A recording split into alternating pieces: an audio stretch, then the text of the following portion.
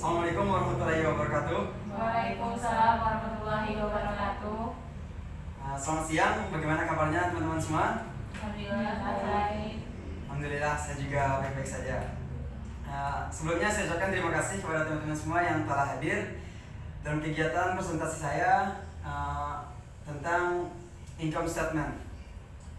Alhamdulillah, tidak perlu lupa kita sampaikan puji dan syukur kepada Allah yang telah memberikan kesempatan kepada kita hingga kita bertemu di Prima Agama sekarang ini. Dan tidak lupa juga salawat dan salam kita sampaikan kepada Rasulullah SAW yang telah menyampaikan wahyu kepada umat manusia untuk menyeru pada Allah Subhanahu wa Ta'ala. Baiklah, pada kesempatan kali ini saya akan menyampaikan sebuah materi tentang income statement. Materi income statement ini adalah materi yang dipelajari di mata kuliah pengantar akuntansi 1 dan matematika bisnis. Baiklah, langsung kita mulai saja. Oke, yang pertama kita masuk ke definisi. Apakah dari teman-teman semua ada yang pernah tahu apa itu income statement? Income statement adalah salah satu laporan keuangan yang digunakan untuk mengetahui seberapa besar pendapatan dan pengeluaran suatu perusahaan dalam periode waktu tertentu. Jadi, income statement ini juga disebut dengan laporan laba rugi. Dalam laporan keuangan perusahaan itu terbagi atas beberapa bagian, seperti laporan neraca, laporan laba rugi, laporan arus kas, laporan perubahan ekuitas. Jadi ini adalah salah satu laporan keuangan. Yang di sini nanti kita akan lihat apakah perusahaan itu laba atau rugi setelah satu periode tertentu. Oke, selanjutnya kita akan masuk ke dalam manfaat income statement. Yang pertama, income statement berfungsi untuk menginformasikan total pajak yang harus dibayarkan. Ketika income statement telah dibuat, maka kita akan mengetahui seberapa besar penghasilan dari bisnis tersebut. Dengan mengetahui seberapa besar penghasilannya, maka akan bisa ditetapkan pajak atas perusahaan atau bisnis tersebut. Yang kedua adalah memberikan informasi laba atau rugi. Ya, sebagaimana yang disampaikan di definisi, kita akan mengetahui pendapatan dan pengeluaran. Nanti kita akan jumlahkan, maka akan diketahui apakah kita laba atau rugi. Itu tergantung dari pendapatan dan pengeluaran kita. Yang ketiga, referensi evaluasi perusahaan. Ya, setelah kita mengetahui apakah perusahaan kita untung atau rugi, kita bisa melakukan evaluasi apakah kerugian atau keuntungan ini merupakan karena kesalahan dari tenaga kerja atau produksi perusahaan. Nah, jadi kita bisa melakukan evaluasi. Selanjutnya, setelah melakukan evaluasi, fungsinya juga melihat landasan untuk mengambil suatu keputusan. Ketika kita sudah membuat sebuah evaluasi, berarti kita akan membuat sebuah tindakan. Tindakan berarti kita berasal dari sebuah keputusan kita.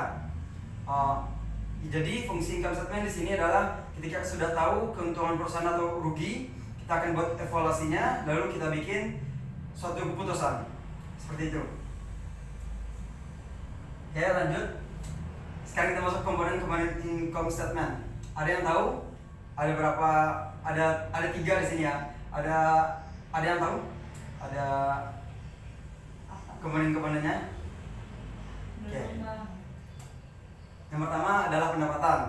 Pendapatan adalah arus kas masuk atau peningkatan aktiva atau pengurangan liabilitas. Aktiva tersebut adalah aset, liabilitas adalah hutang. Jadi ketika kita sebut itu adalah pendapatan ketika aset kita meningkat. Aset itu adalah yang dimiliki perusahaan. Atau ketika hutang kita berkurang. Nah, itu bisa disebut dengan pendapatan. Yang selanjutnya adalah beban. Beban ini kita sebut juga pengeluaran, tetapi di akuntansi biasanya disebut dengan akun beban atau akun biaya. Ya, akun beban ini kebalikan dari pendapatan, yaitu arus kas keluar atau penurunan aktiva, berkurangnya aset perusahaan. Yang ketiga, atau penurunan atau bertambahnya hutang. Ya, kita sebut beban ketika kita bertambah hutang. Ya, dari itu kedua tersebut maka akan dihasilkan yaitu laba atau rugi. Ketika pendapatan yang lebih besar daripada beban, maka perusahaan tersebut akan mengalami laba atau untung. Ketika beban yang lebih besar daripada pendapatan, maka perusahaan tersebut disebut dalam kerugian. Baiklah, selanjutnya format laporan income statement ini terbagi atas dua cara penyusunan. Yang pertama single step income statement, yang kedua multiple income statement. Yang pertama kita masuk single step income statement.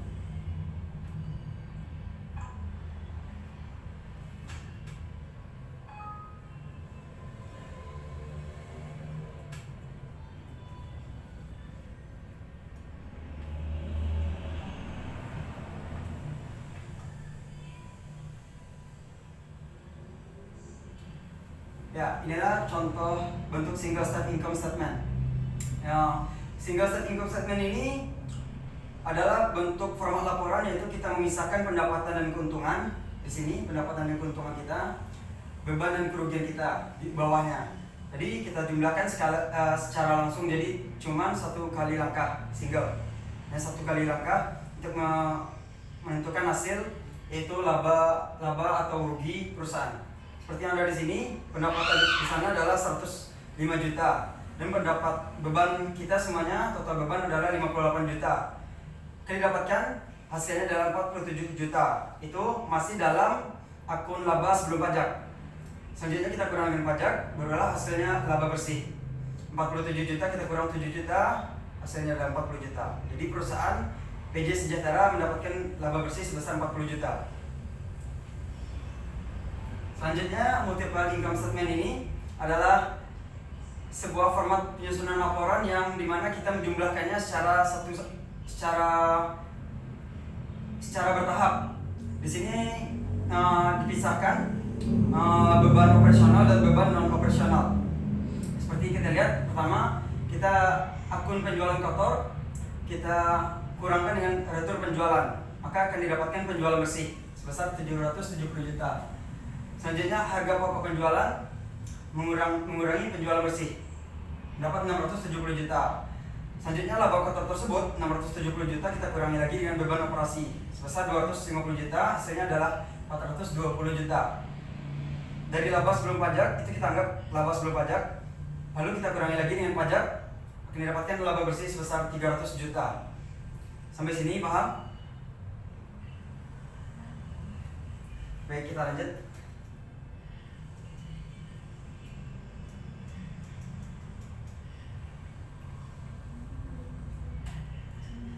Baiklah, langkah-langkah menghitung laba atau rugi bersih pada perusahaan tersebut adalah, pertama kita harus mengetahui penjualan bersih.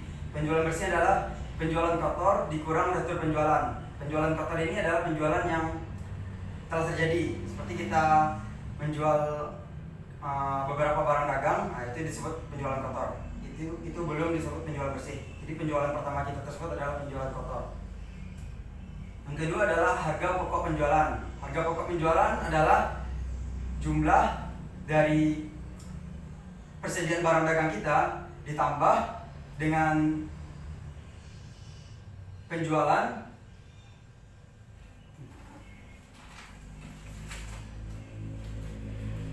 harga pokok penjualan ini adalah persediaan awal kita ditambah dengan biaya barang dibeli. Jadi harga pokok penjualan ini adalah persediaan awal ditambah dengan pembelian, ditambah lagi dengan biaya angkut, selanjutnya dikurang dengan persediaan akhir. Jadi persediaan awal kita tambah persediaan awal ditambah dengan pembelian, ditambah dengan biaya angkut, lalu kita kurangi dengan persediaan akhir kita, maka akan didapatkan harga pokok penjualan. Selanjutnya adalah laba kotor. Laba kotor adalah penjualan bersih dikurang dengan harga pokok penjualan. Selanjutnya masuk kepada biaya operasi. Biaya operasi ini adalah harga pokok. Biaya operasi adalah semua biaya yang kita butuhkan dalam operasi tersebut, seperti kita biaya gaji, biaya sewa, biaya bunga, dan lain-lain. Banyak biaya yang dibutuhkan pada perusahaan tersebut kita sebut dengan biaya operasi.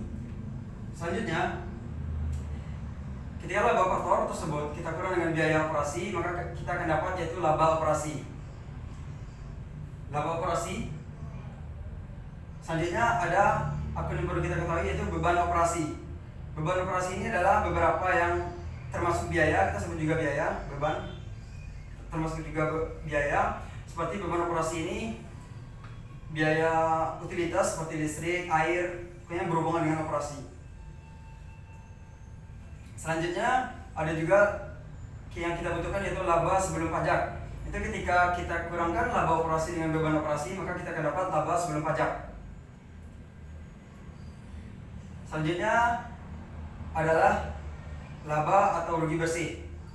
Jadi ketika laba sebelum pajak, di sini kita kurangkan nanti dengan pajak. Berarti di sini saya kurang menambahkan ada pajak di sini ya.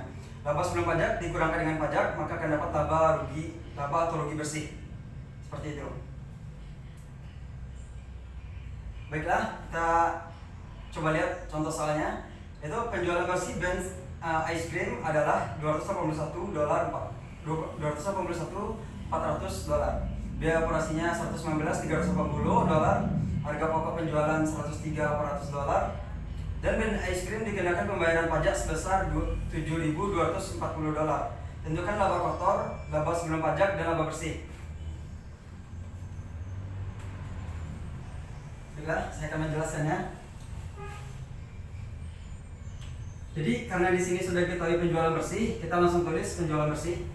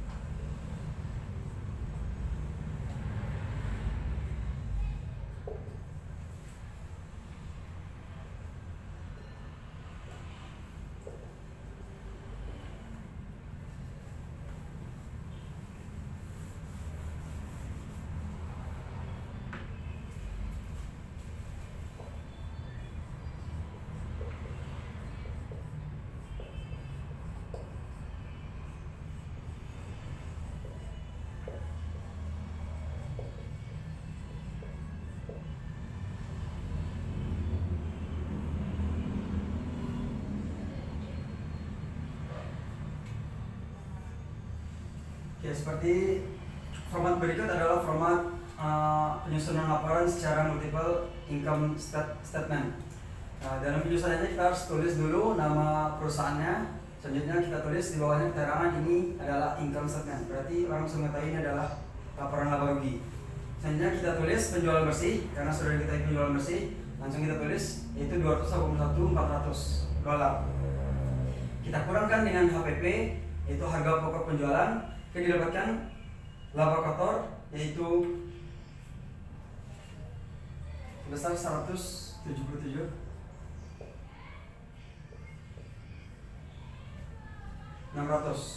Selanjutnya, setelah kita dapat laba kotor, kita kurangkan dengan biaya operasi. Biaya operasi adalah $119.380.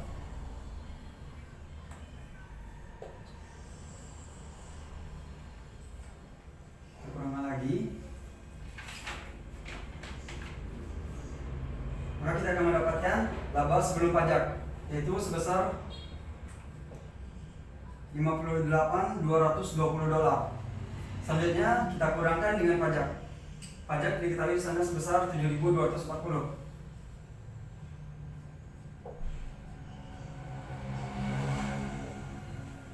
Kita kurangkan laba sebelum pajak dengan pajak, maka akan kita dapatkan yaitu laba bersih sebesar $50.980. $50.980.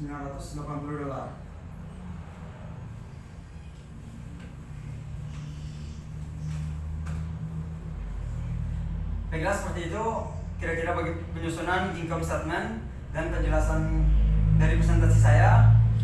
Sampai sini apakah ada dari teman-teman semua yang mau menanyakan? Ya, kalau tidak ada, saya tutup. Mungkin sekian presentasi dari saya. Saya ucapkan terima kasih. Assalamualaikum warahmatullahi wabarakatuh.